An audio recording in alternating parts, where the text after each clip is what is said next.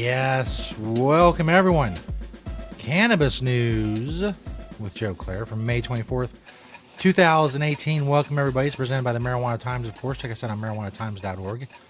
You find this show on marijuanatimes.org. Just click that video tab on the site. You can also check out all the great articles that are on the Marijuana Times as well. And of course, we're on Vimeo, vimeo.com/marijuanatimesx.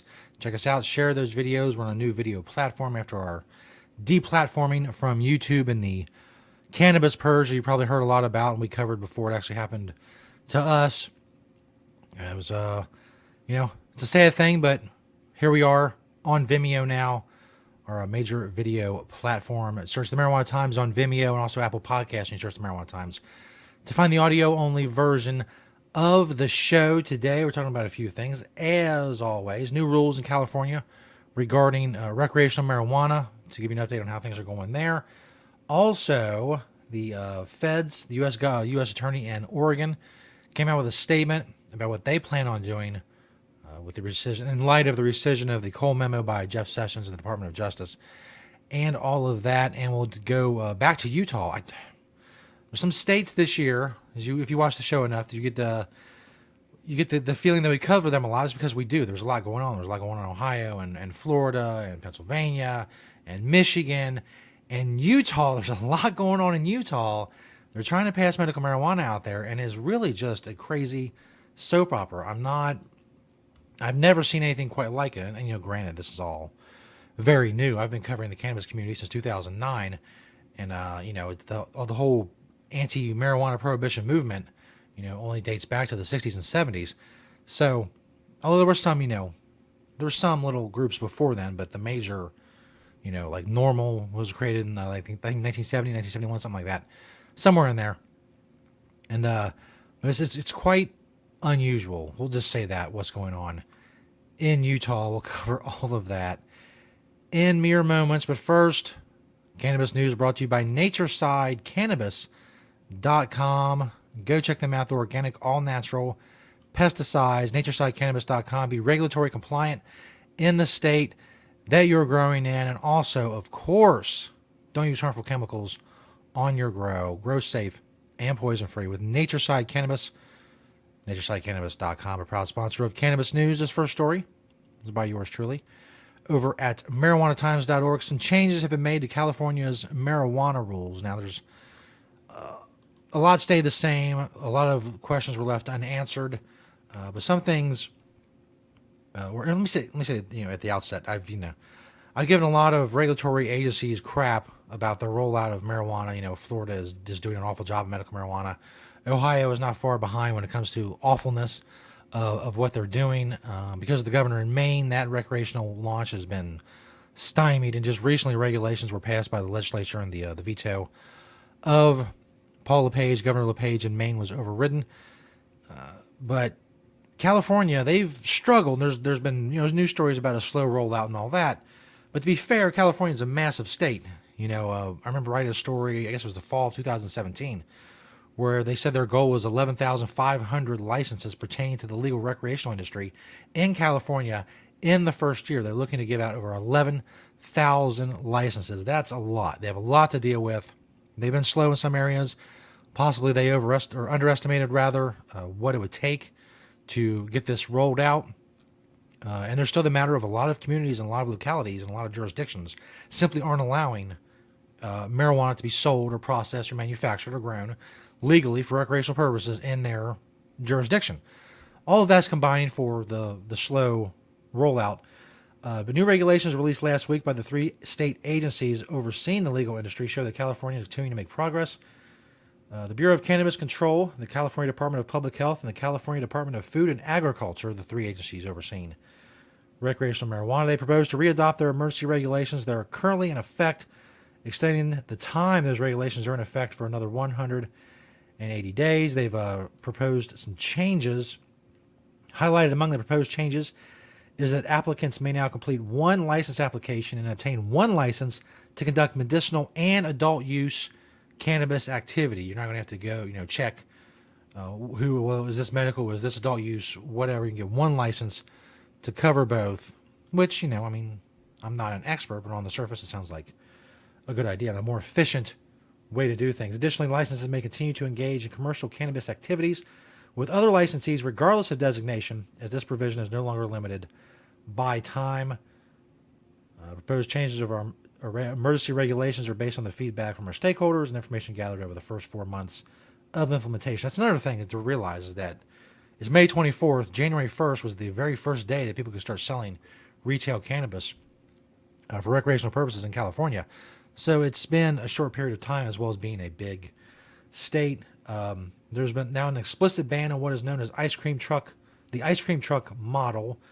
Instead of delivery services stocking vehicles with as much product as they can to fulfill orders that come in. So basically they ride around fulfilling orders, instead of going back to home base or a physical location. Well, now they have to go back to a physical location after an order has come in, pick up what is needed, and take it. But the limit on that has been raised from $3,000. The monetary value of the product delivery drivers may carry from $3,000 to $10,000. That's just some of the changes. Like I said, a lot of unanswered questions. In California, will continue to be slow going, at least for the foreseeable next few months. As more growers come online, and processors and testers and distributors, and of course retail shops, and more localities allow retail shops, then you'll see the economic impact that something like legal adult use marijuana can have in a state the size of California, a state that's already used to medical marijuana. The medical marijuana program is over 22 years old, or almost 22 years old. Next up, this is from OregonLive.com. Feds will target marijuana black market overproduction in Oregon. Basically, Billy Williams, who is the U.S. Attorney for Oregon, he announced enforcement priorities for cannabis. They released a memo, and it's basically, on the whole, a continuation of what was done under Obama, what was done under the Cole memo. It's basically the same thing. The Cole memo is no longer in effect, as you may know if you follow cannabis news over the last 4.5 months, since January 4th. And so it's no longer in effect, but they're basically going that route anyway.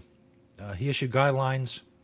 A memo represents the first marijuana policy announcement by a U.S. attorney in a state that's home to a legal market since the Sessions move.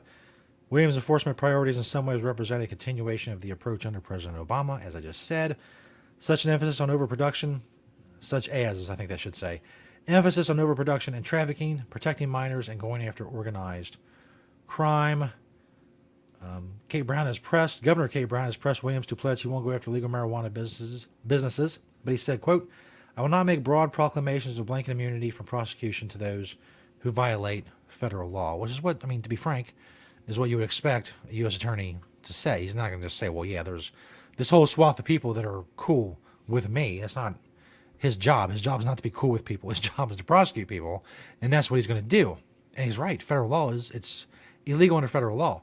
Obviously, that needs to change. Obviously, I hope that changes. Obviously, I do everything I can every single day on this show to spread information to people to affect some kind of change. But, as far as he's concerned, federal law is very clear. And without the Cole memo, there's no guidelines whatsoever tying his hands. Basically a continuation of going after large-scale illegal growers, cartels, things of that nature means he's going to leave state legal businesses alone, and that's the best thing we hope for at this point when it comes to the federal government. Last story from Fox13now.com, which may be very familiar to you, a very familiar website at this point. They've been covering this medical marijuana thing in Utah. We've done this, I have no idea, this may be completely wrong, but at least 5 stories from Fox 13 Now in Utah about medical marijuana. The whole soap opera. It's too long to even go through. To recap, I will anyway. I'll give it a shot. This is the Cliff Notes version, even more shortened. Basically, people were trying to get medical marijuana passed in Utah. This other group of people, including people from the DEA, the Utah Medical Association, whatever it's called, Coalition, Drug Safe Utah, listed in the lawsuit as the Coalition for a Safe and Healthy Utah, is now suing Lieutenant Governor Spencer Cox in Utah, trying to get medical marijuana taken off the ballot. These people have been very active, and to the point of trying to get people to rescind their signatures from the medical marijuana petition to keep it off the ballot in November. Fox 13 obtained a copy of the lawsuit and a motion for emergency restraining order on Friday. They're trying to get a judge to block the vote on medical marijuana. Quote, the individual patients are Utah citizens, parents and grandparents, bringing this suit to prevent the harm to Utah's safety as well as the health of their children and grandchildren from the legalization of marijuana in violation of federal law and the federal and Utah constitutions. Even more importantly, the plaintiffs claim the constitutional protections of the United States and Utah constitutions, as well as the rights conferred on them as taxpayers and voters who will be affected by the adverse effects of the marijuana initiative, which will increase abuse, dependency, and prevent the orderly administration of criminal drug laws, and they're not done, and increase the number of car accidents and costs arising from adverse effects of using marijuana. Well, holy crap, that's a lot. That's a lot of trouble. Whoops. No, that's what I want. There we go. Gotta keep up on the graphics work. I'm getting all wound up about this stupid crap in Utah. I've never ever seen people actively fight medical marijuana. I'm sorry, I always say that wrong. They're actively fighting the chance for voters to choose on whether or not people can choose medical marijuana. They're against the choice of the choice. They're not, and not just, like I said, they're not just old politicians who are like, oh, well, I need more research, or I need FDA approval, or I'm worried about what Trump's going to do.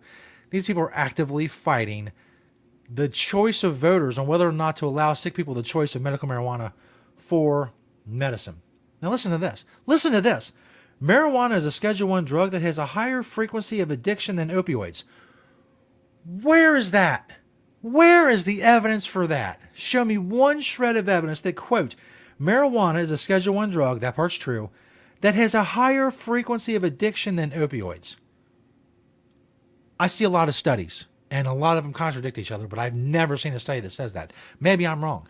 Please send it to me. Leave it in the comments. If there is, I would like to look at it, and I would like to read it. I like to see where it was done, how many people it covered, what the controls were, all that stuff. And can lead to severe consequences. Yeah, that sentence is not even over. That sentence hasn't even been finished yet. For higher frequency of addiction than opioids, and can lead to severe consequences such as permanent brain damage and psychosis. Holy crap. Holy crap. There's been a few studies about the psychosis thing that have been debunked. And even the psychosis study that they could possibly point to says in it there's no link. There's no viable link. It could be that people who have these problems go to marijuana to self-medicate. It's very possible. Permanent brain damage. Again, where is this? Where's the evidence for this? The Drug Enforcement Agency, its administration. If there was one thing they could get right, you would think it'd be the name of the DEA.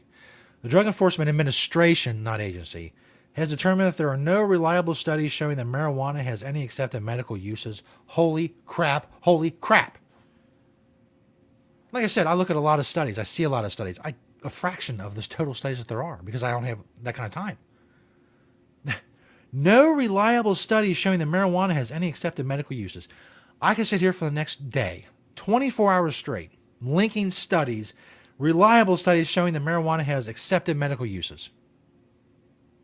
I could talk about them all day. I could do the next 40 shows just on those studies.